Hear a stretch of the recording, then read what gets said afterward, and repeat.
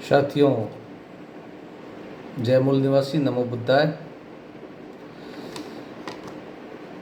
30 अक्टूबर 2024 बुधवार को भारत मुक्ति मोर्चा और बहुजन क्रांति मोर्चा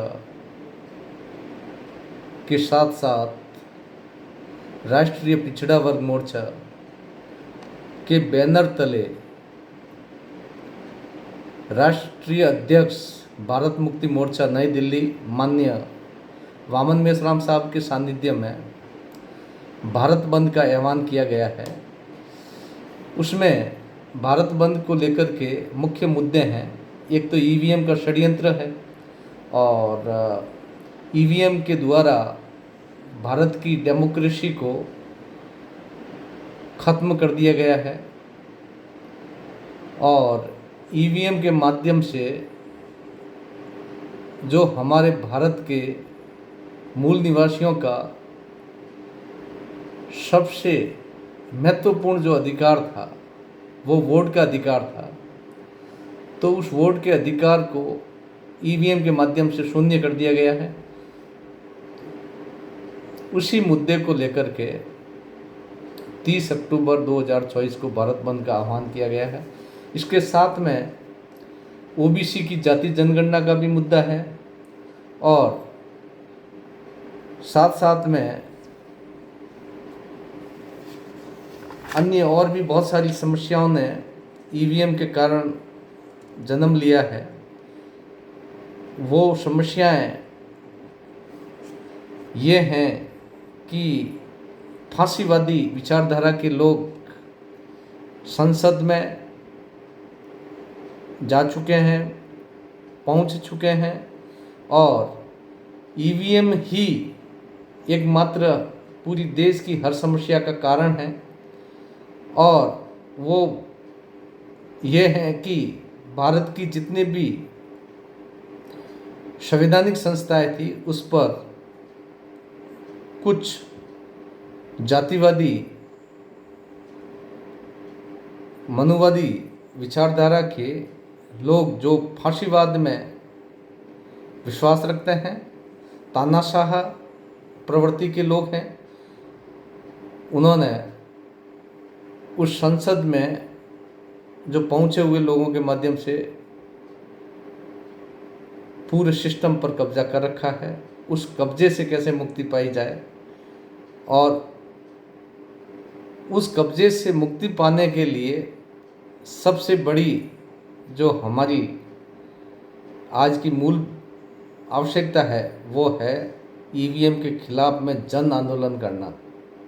जब तक जन आंदोलन करके हमारे लोगों को ईवीएम के बारे में नहीं बताएंगे, नहीं समझाएंगे और इस मुद्दे पर हम उनको सड़कों पर आने के लिए प्रेरित नहीं करेंगे, तब तक हमारी समस्याएं बनी रहेगी।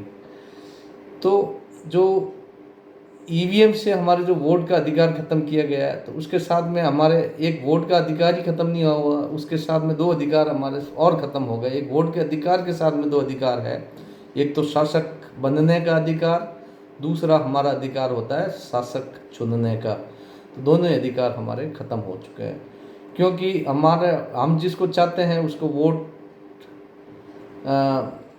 नहीं दे सकते। हम ईवीएम मशीन में वोट का बटन दबाते हैं और वो ईवीएम जिस व्यक्ति को आप चाहते हैं, जिस प्रत्याशी को आप चाहते हैं, उसको वोट नहीं दे पा रहे हैं। मशीन अपने हिसाब से अन्य जगह पर ट्रांसफ़र करती है। तो इस बारे में हमारे पास में पुख्ता सबूत है। द किंट का बहुत बड़ा खुलासा हुआ है 10 जून को, जो किंट नामक मीडिया है, और यह खबर आती है कि EVM data mismatched 5,54,598 votes discarded across 362 Lok Sabha seats. तो ये द कुंट्स का ये खुलासा है। इसके साथ में द वायर नामक एक जो मीडिया है, मीडिया हाउस है, उसका बहुत बड़ा खुलासा हुआ है। उसमें पूनम अग्रवाल के माध्यम से द वायर नामक डिजिटल प्लेटफॉर्म से 10 जून 2024 को ये खबर आती है, और जिसमें कहा गया है कि 140 प्लस लोकसभा सीट्स है जो more EVM votes were counted then EVM votes polled what going on.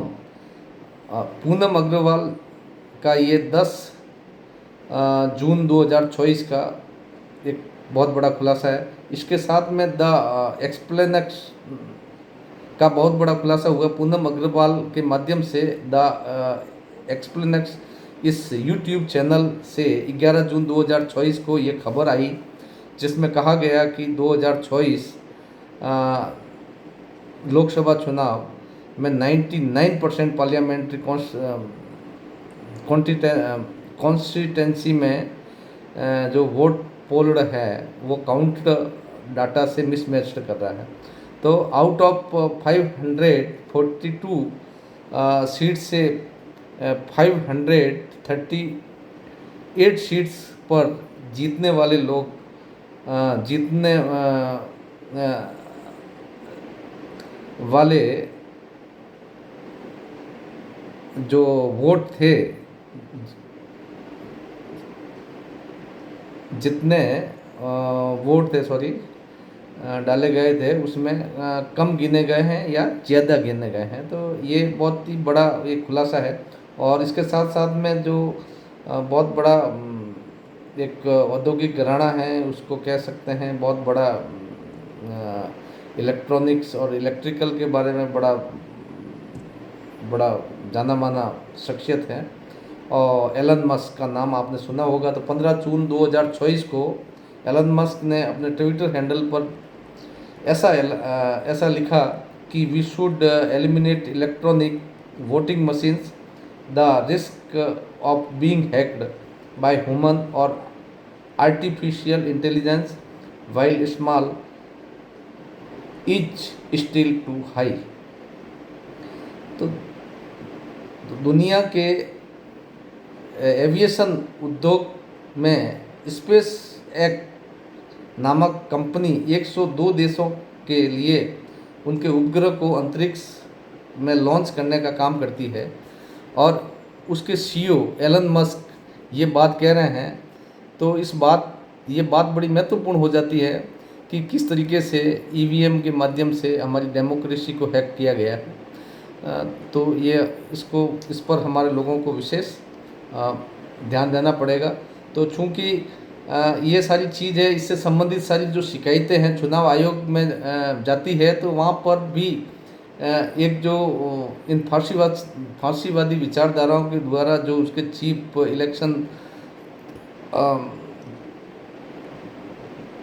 Election commission और जो अन्य अधिकारी बैठे हैं, वो उनकी कोई शिकायतों का कोई जवाब नहीं देते हैं और उसको इधर उधर कचरे के डिब्बे में डाल देते हैं। तो ये बहुत ही बड़ी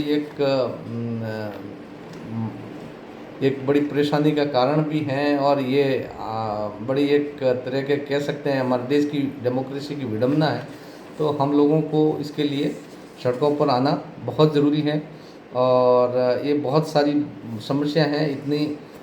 एक जो हमारा एक यहाँ पे एडीआर है, एसोसिएशन फॉर डेमोक्रेटिक रिफॉर्मेशंस नामक एक संस्था है, उसके विश्लेषण के अनुसार हाल के लोकसभा चुनावों में 362 संसदीय क्षेत्रों में कुल पड़े वोट में से 5,56,598 वोट कम गिने गए, और वहीं 176 संसदीय निर्वाचन क्षेत्रों में जहां कुल पड़े वोट 35,000 वोटों से 35,093 वोट अधिक गिने गए हैं। तो इस मामले पर चुनाव आयोग की ओर से अभी तक कोई भी प्रतिक्रिया नहीं आई है, और चुनाव आयोग शायद मुझे नहीं लगता है कि इस संबंध में कोई जवाब देना चाह रहा। तो ये बहुत मोटी मोटी समस्या है। और उसके साथ में एक राजनीतिक अर्थशास्त्री प्रकाला प्रभाकर ने भी चुनाव आयोग पर कई गंभीर आरोप लगाए हैं, तो उसका भी अभी तक चुनाव आयोग ने कोई जवाब नहीं दिया है। तो ये भी बड़ा एक सोचने वाला विषय है, बिंदु है।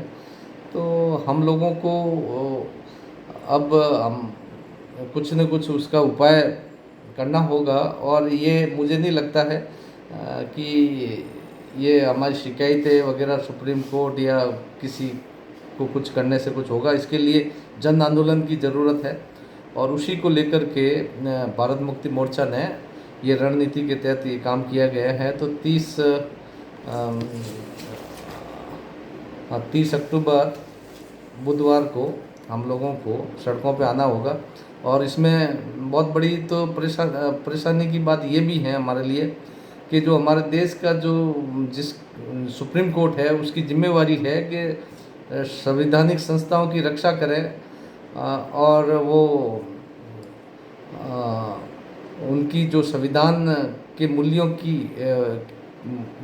का ख्याल रखे। तो वो भी अभी निष्क्रिय है और उनका भी रवैया है जो बिल्कुल ठीक नहीं है। और लोगों के जो मौलिक अधिकार हैं वो दिन ब दिन ख़त्म होते जा रहे हैं।